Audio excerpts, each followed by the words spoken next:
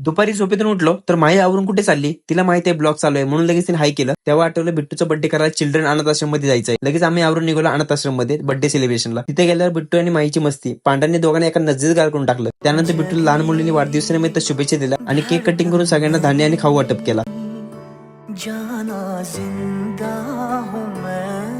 मग घरी आलो, सगळ्यांनी मिळून चहा पिलो.